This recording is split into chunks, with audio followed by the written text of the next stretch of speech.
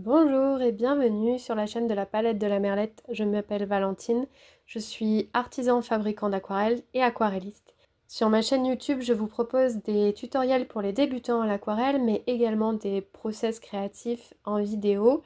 Et je vous retrouve aujourd'hui pour une vidéo qui est la suite de celle sortie il y a 2 semaines, durant laquelle je vous montrais comment choisir son jaune à l'aquarelle, et que je vous encourage fortement à regarder pour suivre cette vidéo aujourd'hui.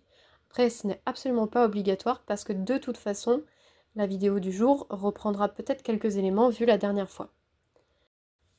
Et aujourd'hui, du coup, je vous propose une vidéo sur un nuancier en dégradé. Alors moi, je l'appelle nuancier dégradé, mais il faut bien savoir que ce n'est pas vraiment le cas. On va pas faire vraiment de dégradé, c'est juste qu'en fait, on va mélanger deux couleurs entre elles et on va faire en fait des coups de pinceau très libres pour justement trouver les différentes nuances qui sont possibles une fois qu'on a mélangé ces deux couleurs. Donc au lieu d'un nuancier classique où on va prendre par exemple, allez, disons 10 de nos couleurs et qu'on les fait toutes se croiser entre elles, on va simplement prendre une couleur et on va la décliner avec 2 ou 3 autres couleurs. Après, vous faites comme vous voulez, vous faites au choix. Moi, j'ai décidé pour continuer de vous montrer les différences entre les jaunes chauds et les jaunes froids, de faire une fiche jaune chaud, une fiche jaune froid, et de vous montrer ça en fait en live pour vous montrer également quelques astuces pour l'aquarelle au passage. Donc je commence par la fiche avec un jaune chaud. Donc j'ai pris un jaune de ma fabrication qui s'appelle Corse, qui est un pigment PY83, qui est clairement un jaune qui tire sur l'orangé. J'ai laissé la roue chromatique sur la gauche d'ailleurs pour un petit peu pouvoir situer les couleurs. On voit bien que mon jaune il est vraiment très chaud, il contient presque comme du rouge. Et j'ai décidé de le mélanger avec un bleu outre-mer, un bleu phthalo un peu chaud et un vert phthalo un petit peu chaud également. Alors il se trouve que j'ai eu un petit accident de film au moment où j'ai voulu filmer le bleu outre-mer. Ça s'appelle oublier de mettre la caméra en marche. Mais ce n'est pas grave parce que je fais la démonstration dans tout le reste de la vidéo et puis comme ça vous avez déjà un exemple de ce que j'appelle nuancier dégradé. L'idée donc du nuancier dégradé, c'est de partir d'une couleur A qu'on s'est choisie et d'aller jusqu'à la couleur B en rajoutant progressivement la couleur B dans la couleur A. Alors, je vous le dis tout de suite, quand on part sur un mélange à base de jaune, le jaune étant moins puissant en termes de coloration que des bleus, on va forcément commencer par le jaune. Et j'aimerais bien d'ailleurs profiter de cette vidéo pour vous expliquer comment faire un mélange qui soit assez équilibré. Il n'y a pas vraiment de règle absolue, mais quand on veut avoir une couleur assez dense et qui soit bien équilibrée entre le bleu et le jaune en l'occurrence, moi je préconise de partir d'un jus qui soit déjà très dense en jaune. C'est-à-dire qu'on met quelques gouttes d'eau, on prend du jaune et on va mélanger le jaune et l'eau en quantité, en rajoutant du jaune, en quantité suffisante pour que l'eau soit presque épaisse et visqueuse. Comme ça, on a un jus auquel il y a déjà suffisamment de concentration, de saturation en couleur. Et donc, je fais la même chose à côté, je fais un jus avec du bleu, donc quel que soit le bleu que j'utilise, et je vais piocher dans ce jus avec un pinceau fin ou en prenant des toutes petites gouttes, et je rajoute des petites gouttes au fur et à mesure dans mon jaune pour pouvoir faire un dégradé. Donc, on se dit, très bien, on nous a appris depuis qu'on est tout petit les couleurs primaires, le rouge, le jaune et le bleu. Si je mets du rouge et du bleu ensemble, ça fait du violet. Si je mets du rouge et du jaune ensemble, ça fait du orange. Et si je mets du bleu et du jaune ensemble, ça fait du vert. Et la patatras, on mélange le jaune chaud avec le bleu outre-mer et ça ne marche pas du tout. Je suis désolée, je ne vois pas de vert, enfin très peu. En fait, on obtient des tons un peu rompus, un peu gris, kaki, très rapidement. À partir du moment où vous mélangez un jaune qui est chaud, qui contient donc comme du rouge, et un rouge qui est chaud, qui contient donc comme du rouge, c'est-à-dire que sur la roue chromatique, le jaune est plus proche du rouge et le bleu est plus proche du rouge, on ne peut pas obtenir des bleus froids de cette façon. Donc c'est normal en fait que vous ne puissiez pas obtenir des verts classiques avec un jaune chaud et un bleu chaud. Mais c'était bon à savoir, n'est-ce pas? La démonstration suivante, elle était très intéressante aussi avec le bleu Ouranos, qui est un bleu phthalo, parce qu'on voit bien qu'on obtient en effet des verts un petit peu plus marqués, mais c'est pas non plus flagrant, parce que comparativement au bleu Oumi, le bleu Outre-mer, mon bleu Ouranos, oui, il est plus froid, on voit bien, mais il reste en fait, ça reste un bleu chaud. Et c'est pour ça que je n'obtiens pas plus de teinte verte. Et que de toute façon, je pars quand même d'un jaune chaud à la base. Et je pourrais aussi faire remarquer qu'avec le bleu Ouranos, donc le bleu qui est un peu froid, il y a autre chose, une autre caractéristique qui apparaît, c'est qu'en fait mon bleu phthalo est très granuleux.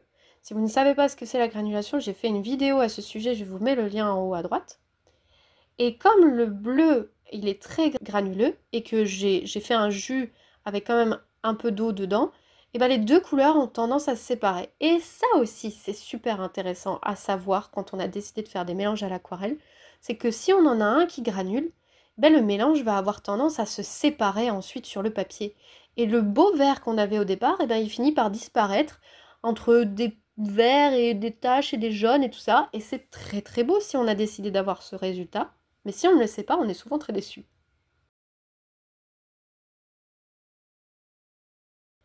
Pour finir, donc, je vous montre mon jaune chaud avec mon vert lagone, qui est donc un vert froid. Et là, pour le coup, j'obtiens bien des verts. Des verts un peu plus flashy. Alors, on n'obtiendra rien de très foncé, parce que les deux sont très clairs, mais on obtient bien des verts. Donc comme je l'ai expliqué, sur cette fiche-là, je ne suis pas allée jusqu'au bout, dans le sens où je n'ai pas fini par récupérer mon vert Lagone, mon bleu Ouranos ou mon bleu Oumi. Normalement, c'est l'idée de ce nuancier, c'est qu'on part d'une couleur et on va vers l'autre en lui rajoutant progressivement des touches comme ça. Et vraiment, l'idée, c'est de repartir à zéro. On part du jaune, on va jusqu'au bleu en passant par toutes les teintes qui sont possibles. Et on fait autant de nuances qu'on le souhaite. Et ça, vraiment, c'est un super exercice parce que quand on apprend à faire le nuancier classique, on fait un mélange à peu près égal, hein. Souvent d'ailleurs ça ne veut rien dire, un mélange égal entre du bleu et du jaune, parce que le jaune ayant un pouvoir colorant assez faible, en fait il faut en mettre plus que du bleu pour obtenir un vert un peu classique. Bon, ça c'est une autre histoire. Mais on voit bien du coup qu'avec un nuancier classique, on obtient un mélange d'un bleu et d'un jaune, mais on obtient un seul mélange. On n'a pas du tout la notion de tous les verts qui sont possibles entre ce bleu et ce jaune. Alors qu'avec cet exercice-là, ce nuancier dégradé, on le voit beaucoup plus. Et c'est là que c'est intéressant justement de repérer des couleurs dont on pourrait se resservir par la suite.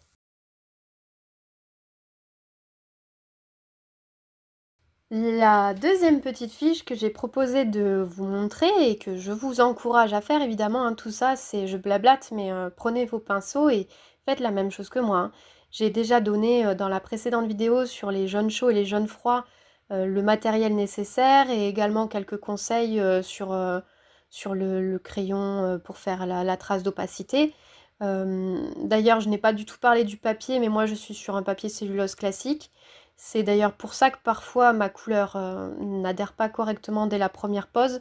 Je ne suis pas sur un papier de grande qualité. Pour ce type d'exercice, vous n'êtes pas du tout obligé d'être sur un papier de grande qualité, hein.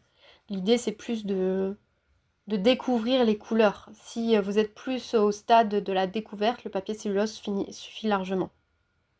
Donc là, je pars de mon jaune froid Luminos PY154 et je vais lui mettre les mêmes mélanges qu'au précédent. Donc le bleu chaud Outre-mer Oumi, PB29. Donc le bleu phthalo qui est légèrement plus froid et plus clair Ouranos PB15 et qui est en fait un bleu phthalo un petit peu chaud. Et un vert phthalo qui s'appelle Lagone. Et je vais faire exactement la même chose que précédemment, sauf que cette fois-ci, je vais prendre un pinceau un peu plus fin pour pouvoir réussir à vous montrer un petit peu mieux l'éventail des couleurs qu'il est possible d'avoir et d'essayer un petit peu plus d'atteindre le fait de revenir à la couleur bleue. Donc je pars encore une fois, je pars du jaune parce que le jaune a un pouvoir colorant moins fort que le bleu. Donc je prépare encore une fois mon jus assez concentré. Et je vais préparer du jus à côté pour les 3 autres couleurs et comme ça je pourrai mélanger au fur et à mesure.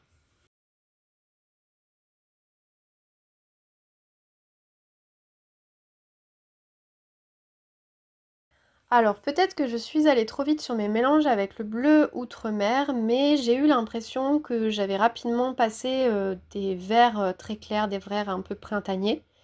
C'est pas impossible ceci dit que ce soit rapidement le cas parce que tout simplement j'ai peut-être été vite en effet. Et on obtient en fait plusieurs très beaux verts, très clairs, plus foncés, jusqu'à aller sur des bleus qui sont aussi magnifiques, ce qui est toujours très drôle en sachant qu'on a mélangé du jaune, mais n'empêche que voilà, on est sur un bleu turquoise foncé finalement. Et, euh, et j'ai aussi fait une variante sur ce nuancier en dégradé que je vous encourage aussi à découvrir, qui est en fait, une fois que j'ai posé un coup de pinceau avec une couleur, d'aller rincer sans trop touiller dans mon eau mon pinceau, de garder un peu de matière, de jus, et en fait de reposer le pinceau, de refaire un coup de pinceau, avec du coup la couleur diluée. Donc ça, c'est hyper intéressant à faire, parce que l'aquarelle c'est aussi un jeu de dilution, ce n'est pas qu'un jeu de saturation. Et donc du coup ce nuancier, je l'aime bien pour cette raison aussi, c'est que j'aime bien en fait partir du jaune, aller vers le bleu, mais aussi montrer ce que donne chacune des couleurs en dilué.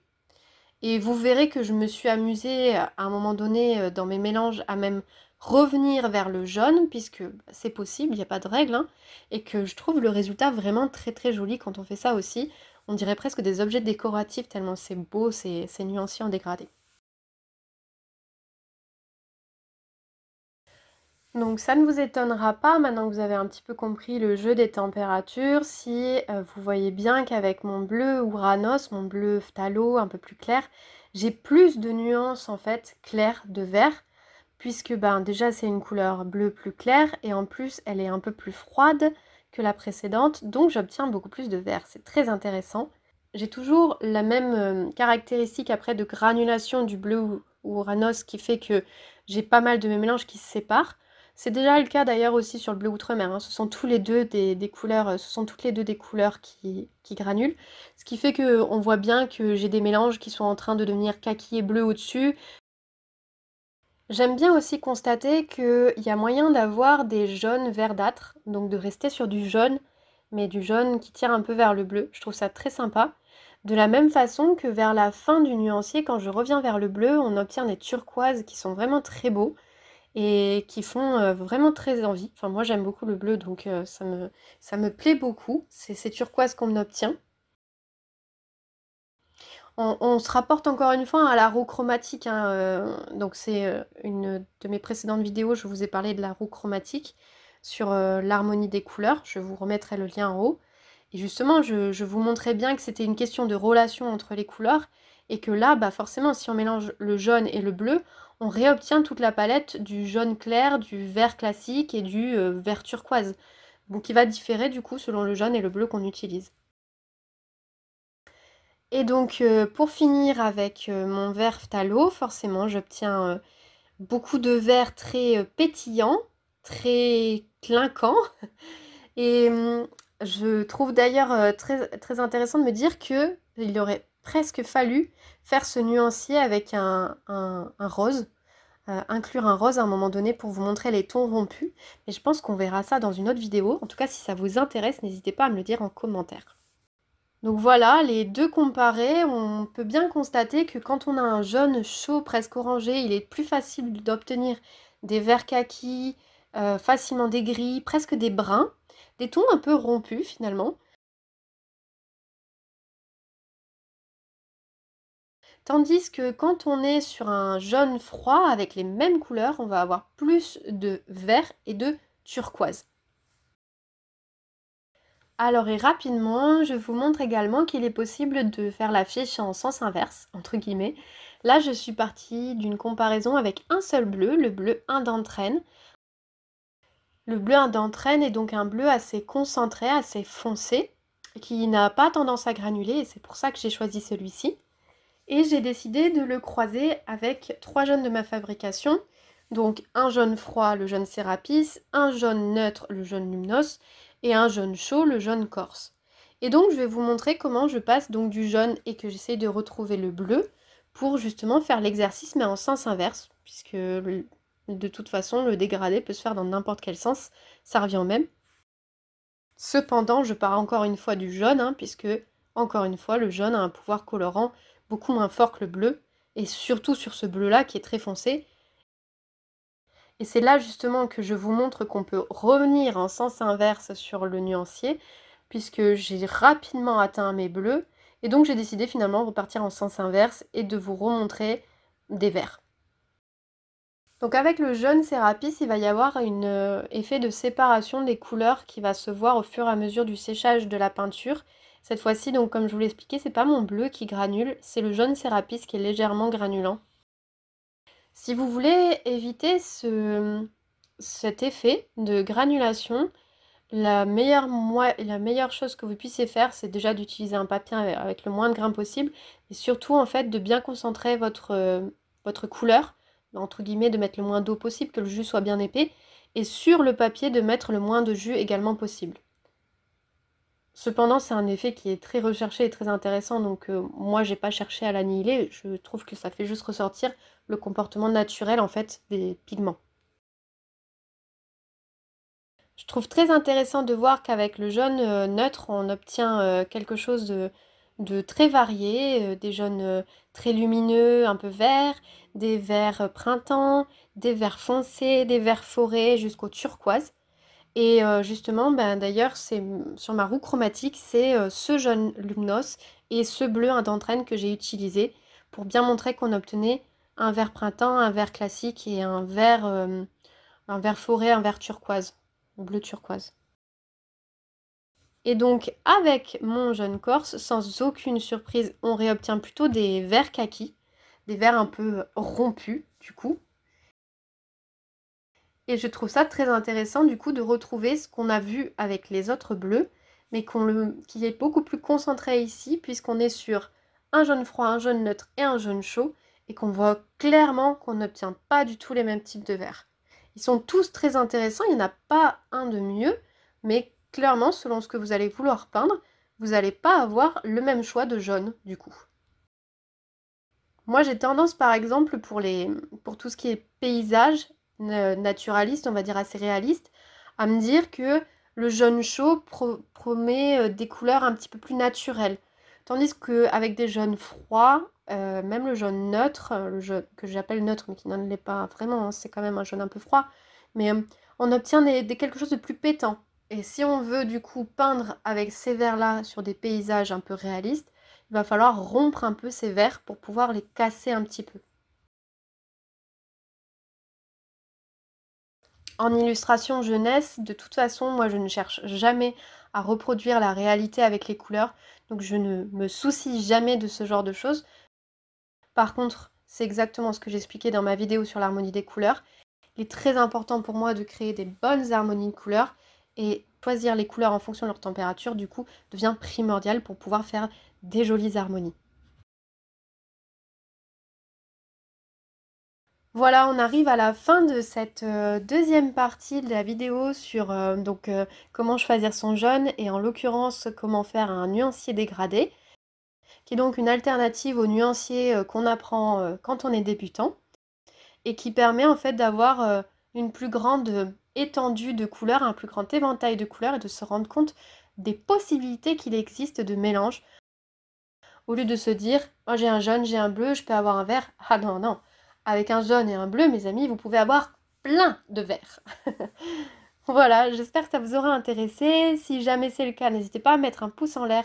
Votre soutien est très précieux parce que c'est ce qui m'encourage à continuer à faire des vidéos. Et j'en profite également pour vous rappeler que si jamais ce n'est pas le cas, n'hésitez pas à vous abonner. Ça permet de soutenir ma chaîne d'autant plus si vous aimez mes vidéos. Moi, en attendant, je vous dis à bientôt. N'hésitez pas, si vous avez des questions et que vous rencontrez des difficultés pendant les exercices en pratique, à me poser des questions et j'y répondrai avec plaisir. À bientôt!